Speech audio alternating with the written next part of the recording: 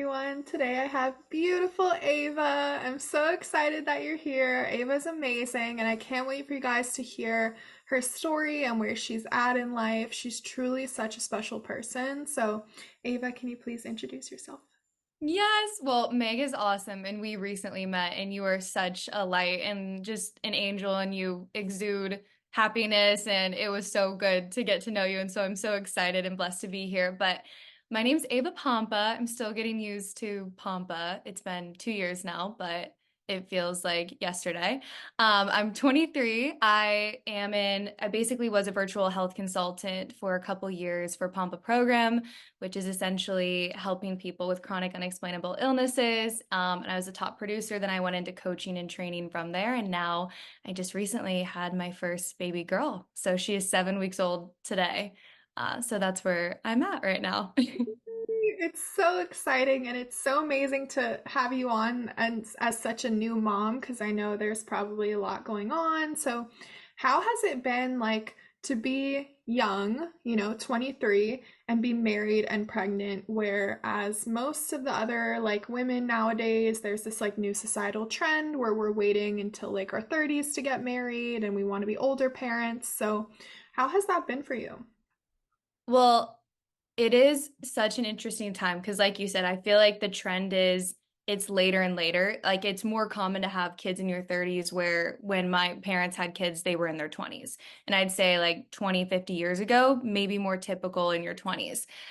So a lot of my friends are older who have kids, but I think the really, really cool thing is I never was one of those people who felt like, oh my gosh, I need a baby. I feel like, because some of my friends, it's like I wanted to be a mom since I was, young. I know that's what I want to be. That's my purpose.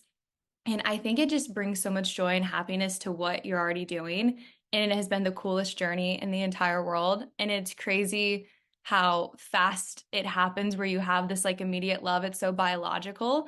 I really just feel like it makes me better with my time. And it's so fresh. I mean, I'm like talking about like experience. I've had 7 weeks of this, but it brings so much fun and joy to the mundane, like the day-to-day task. So I think it's such a beautiful journey. And as long as you have, I feel like, the right partner relationship set up, you're really more set up for success because it's such a beautiful thing. But if you're maybe not in the right relationship or not in the right headspace, it can be stressful. But overall, very beautiful thing. I love that. I just saw a clip the other day of someone asking Candace Owens for relationship and marriage and advice for kids and like what being a mother is like. And the first thing she said was, you're gonna have your biological instincts kick in, and then you're gonna learn why women are the ones to have kids and not our husbands, because we just have these like biological instincts that just come out. Do you feel like that's been your experience as well? 1,000%. And I was worried. I'm like, what if I don't know how to change a diaper? And I grew up nannying, so I know how, but I'm like, what if I just don't know? And Mhm. it's just so normal and natural. Even my husband, who wasn't, of course, it's like, he's like, I want a boy. And the minute he saw Dove, her name's Dove, he's like, there's something so precious about having a daughter. He goes, my heart hurts when I look at her. This is so, and like, he's obsessed. He'll like wake her up from a nap time and pick her up. But it is biological. And I didn't even necessarily have the birth I planned for. I wanted a home birth, all that stuff, last minute C-section craziness. And it's still, like the minute I saw her, I could not focus on anything else. And it's just she's your priority. And it's completely biological. I love that. I see like the love just in your disposition right now, and it's so amazing and It inspiring. like flows out of you. It's like, oh. So, for those women who want to be like in a similar position, like they want to be married, they want to start a family, but they're just kind of lost right now, like what advice would you give them? Well, one, I feel like become really intentional about what you want and your goals and like what you're striving for. Because I feel like a lot of times people are kind of torn. They're like, oh, I want a relationship, but I don't know if I want marriage. I don't know what I want that to look like.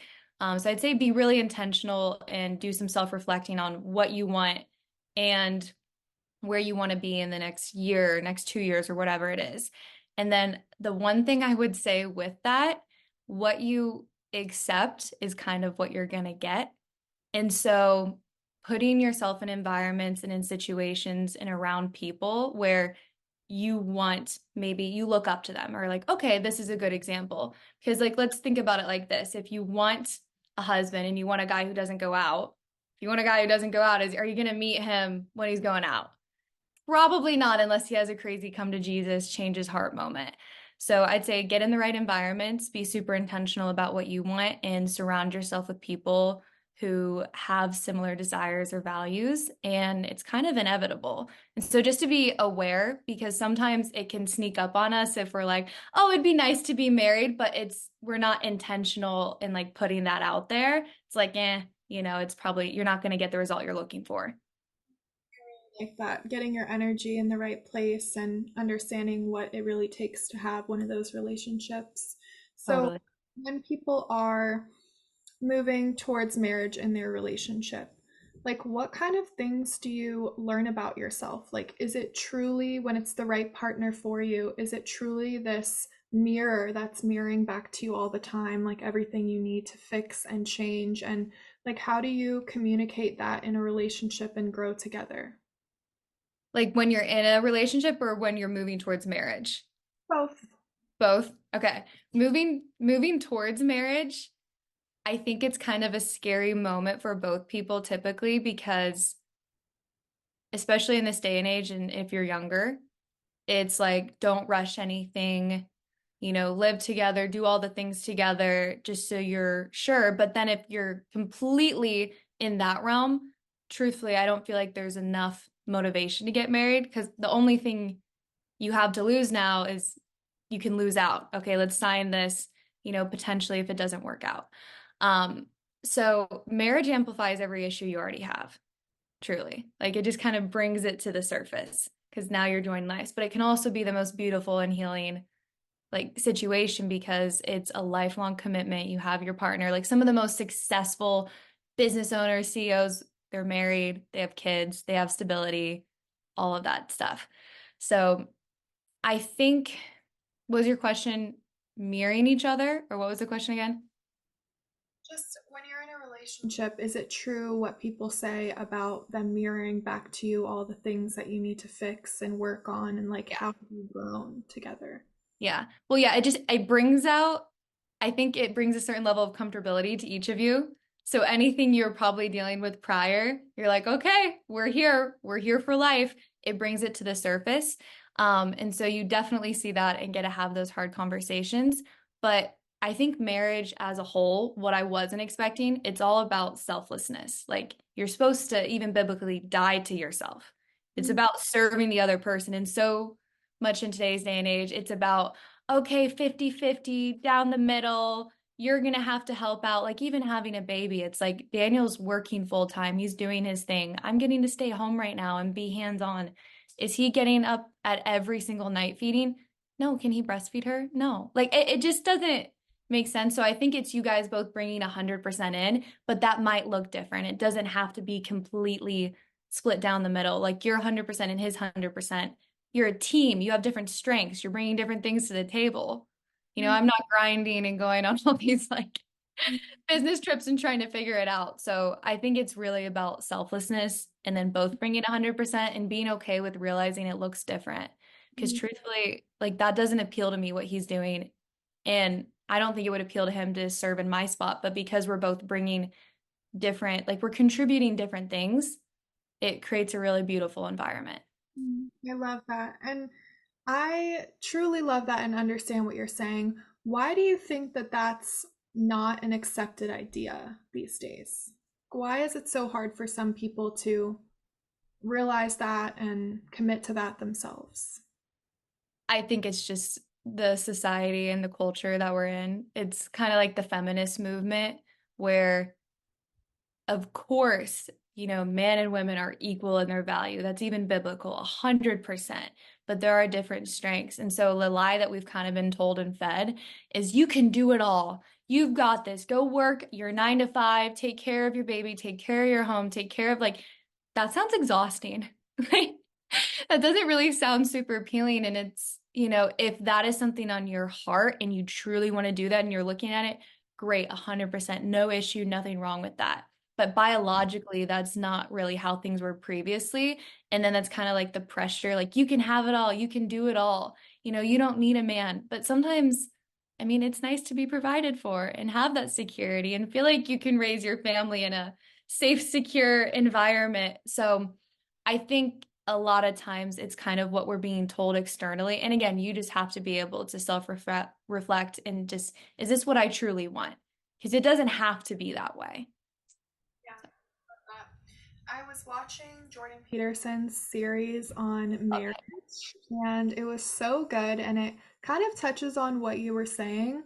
He says that a lot of people these days are thinking more about themselves, so not selfless. And you said marriage takes a lot of selflessness. So I think that's one of the things too, is like we just are always conditioned now to think about what's in our best interest, but in order to like keep this going, we have to make the sacrifice of starting a family, having a marriage, and having children, because that's how we can contribute to the society instead of like condoning this selfish behavior. Yeah.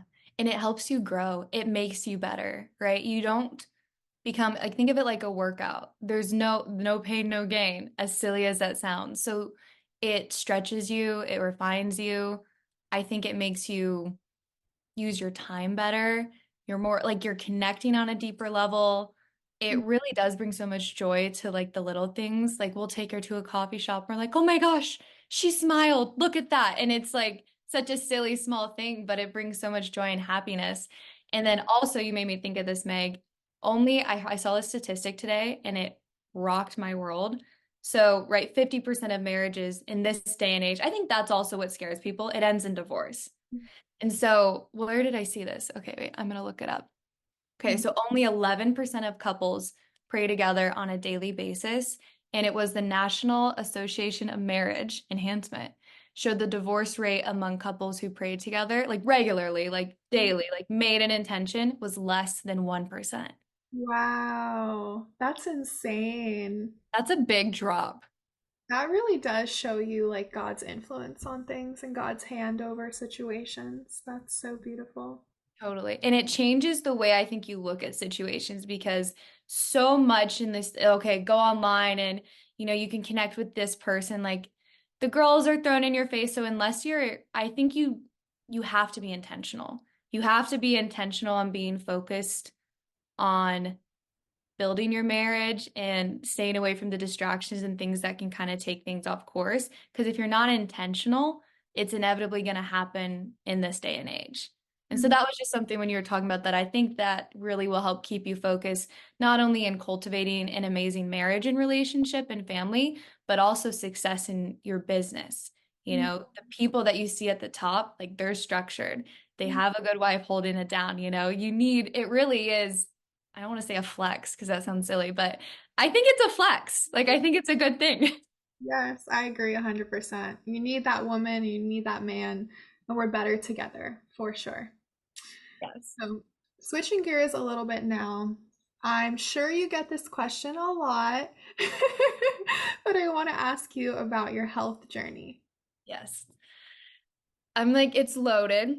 We'll try to keep it short and sweet. But I came home. I went to military camp growing up by choice, pretty crazily enough. I liked the structure. And so I came home from that, I remember, and I was 17 years old. I'm 23 now. And I just got really weird symptoms kind of out of the blue. I ended up getting mono and I got bit by a tick. I didn't really know what that would lead to or if there was any issue with that, but I lost 30 pounds. I started like losing my hair. I started passing out. Just, I kept ignoring it and it kept like amplifying. I'm like, oh, I'm just allergic to all these food. It's fine. I'll drink some bone broth and do this. And then it got to the point where I had rashes head to toe, lost a ton of weight, allergic to everything. My hands were swollen, my knees were swollen. And we were just going to different doctors, and they're like, oh, it's, mono, and it's just a really bad case, like sleep it off. And so after 2 to 3 months of that and not improving, I'm like, oh no. And so we start going the natural route, and that's when we got more into testing and they found like autoimmune, so Hashimoto's, but then so many more diagnoses came where I'm like, this is bizarre. Like, this isn't normal to be fine my whole life. And then at 17, get Hashimoto's, PCOS, chronic fatigue, fibromyalgia. I'm like, what is, like, I can't lose weight now. What's going on? You're going to have trouble having kids. All these, like, different diagnoses they put on you.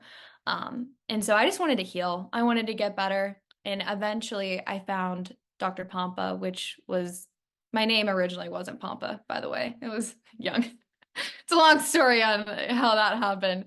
Um, Anyways, and so I met him and it was through my dad's golf buddy. And so he had heard of him. And I remember when he was talking to me, he's like, you have the God-given innate ability to heal. Like there's something keeping you from getting better. And so instead of just treating my thyroid and my hormones and my guts, which was all affected, it was more focused on, okay, you had mercury exposure, you had fillings, your mom had fillings.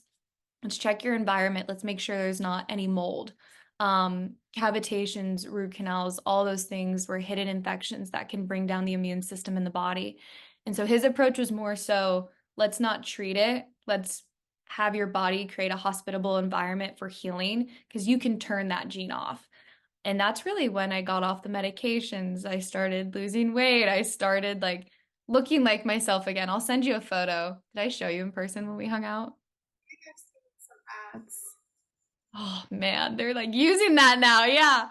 I mean, I didn't look like myself is what I'll say to put it nicely. But I got to experience long-term healing where I'm not managing, I feel like naturally either, which was so exciting. And so it brought me a lot of freedom, but that was over the span of like 2 to 3 years. And I probably downplay it because I've been out of it for a while, but I was bedbound for like a year and a half and my mom was my caregiver and doing school online, but like if anybody has chronic illness, you know you can't focus. Like every little thing is so hard. They use the analogy of like spoons, which just I'm like I don't want to have to use spoons for the rest of my life. Like you only have so many spoons to get through the day. And it's just like accepting it. And I just like could not accept that this is my reality. Mm. So, do you think your healing was in large part due to the attention that you received from Dr. Pompa, all of his, things that he was helping you with? Or was it also like a mindset and like having God involved and knowing that it is your God-given right to heal? Like, what really was the thing you think that helped you? Well, to your point, physical, chemical, emotional stress all leads to illness. Luckily, my faith, I have such an amazing example from my mom. Like that was firm, that was steady. Like I'm like, if I am still here and breathing, like I know there is a purpose to this pain that I'm enduring currently. So I think you have to address everything. He helped me so much with the physical and chemical. And then, of course, my relationship with God, just knowing because if you think about it like this, if I wasn't emotionally ready to heal, I wouldn't have even pursued working with him. Because a lot of people just kind of accept it. They stay on the medications, they accept the quality of life, they stay in that hurt place. Like it's not easy. It's not fun. I mean, there was times I did water fasts. There's times I did surgeries and crazy stuff, to get through that. So I think he really filled in the hole for the physical and chemical, but I think you also emotionally have to be ready to heal, have to want it, have to do what it takes Mm. um, to bring it all together. And then when you have that, it's like, of course, you can experience healing. Yeah, I love that. So, when you think back on when you were sick and now you're obviously very healthy and happy and you've had a baby and everything's great and you look beautiful, like what do you think that was teaching you? Man, I mean that's a big question. I think it really did teach me to take the focus off of myself, where I had an amazing childhood. I grew up in the middle of nowhere in Indiana, and my family was so great. And so, like, whenever you experience hardship, you grow, right? It refines you. And so, not only did it give me a passion and a purpose that I didn't really have, I always thought, oh, I want to be a teacher like my mom. I want to help people, or maybe I want to be like a news broadcast, like super random stuff. I never felt like this. This is my career. This is my desire. And so the cool thing is through some of like the worst times of my life where, I mean, I literally am forgetting about it until I talk about it now. Like, they're like, your liver's shutting down. And I'm like, oh no, and I hadn't drank even at that time in my life. Um, Not only did it bring me healing and get me better, it allows me to connect with people who are in that space still. And it is wild the messages, the DMs. Like I've mentioned, I've started running ads to people who are dealing with this with Pompa. And like it's crazy. I had this lady who mom of two, chiropractor, and was bedbound for a year and a half. And I just couldn't imagine being sick while having kids and like being married because that's tough. And she mentioned, she's like, let's do a testimonial. I'm able to work again. I'm able to do this. And it's just, I still can't fully wrap my head around that because I got sick and she saw what I went through, that allowed her to take that step into healing. So it's kind of like that butterfly effect of, I think, I think of it like this. I know we live in a broken world and there's sin. God didn't cause my illness, but I know he can use it. Because that's something that I hear sometimes. It's like, okay, why would God, allow this to happen? We have free will, right? That's the whole thing. He's a loving God. He gives us free will. There's a broken world, there's sin. So it's not saying bad things aren't going to happen. Like because you're a Christian, that doesn't mean and nothing bad is going to happen to you. But it's that faith of knowing like we're here and we're gone.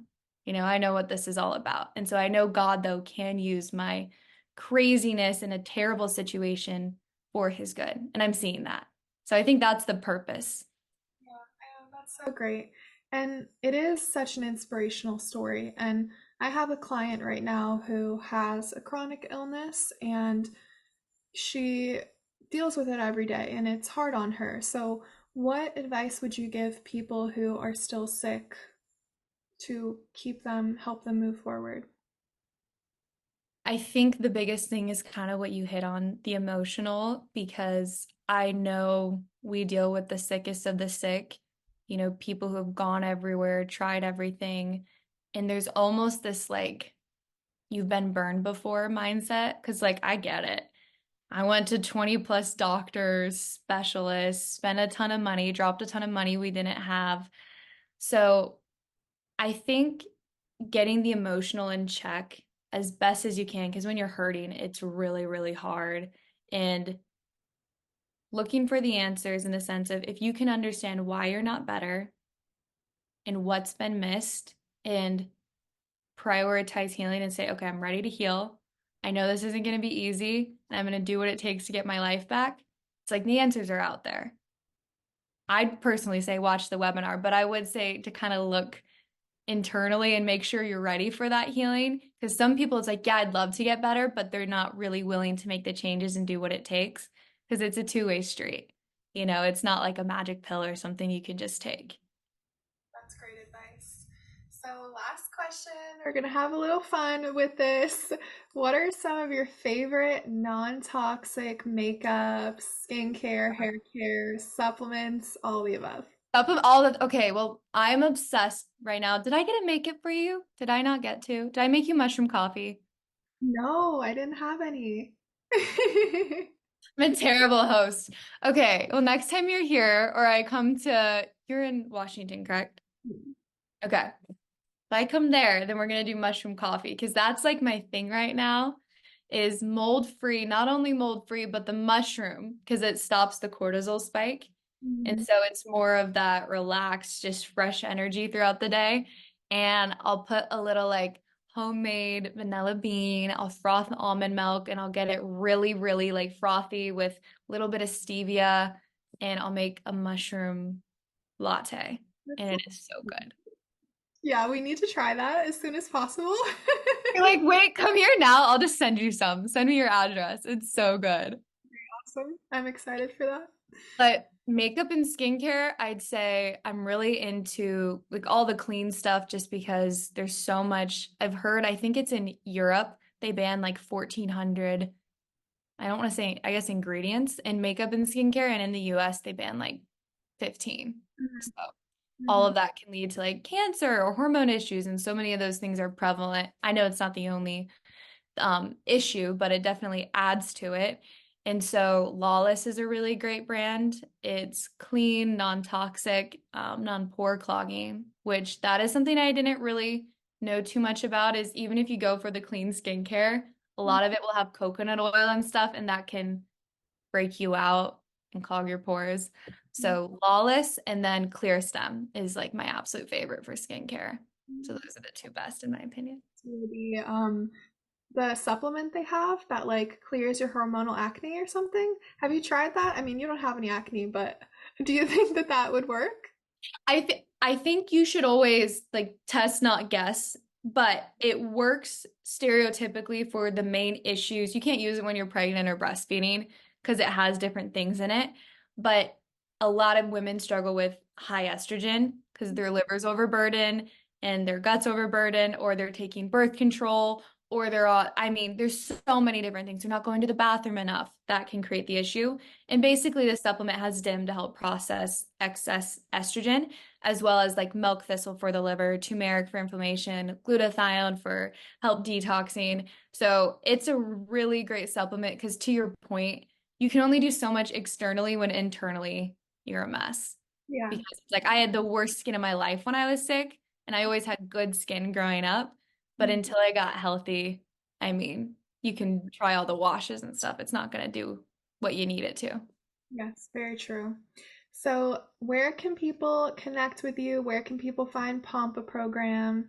Yes. Okay. Well, pompaprogram.com. You can just go there. There's webinars. Basically, if you resonate with the webinar, you can book the testing and then see if we could potentially help you take you on as a client. They always do an interview first. But me personally, my Instagram, I can send it to you. It's just ava.linnell, which is my middle name, a little hard to spell. Or YouTube I have as well. But yeah, if you're dealing with any type of chronic illness and just are looking for answers, I definitely would take a look because I mean, it changed my life. Yeah. Well, thank you so much, Ava. This was amazing. Yeah, it was so good to see you and connect. Thank you so much for having me. Of course. Okay. You're such a good, and I'm like, I just want to talk to you. I feel like I've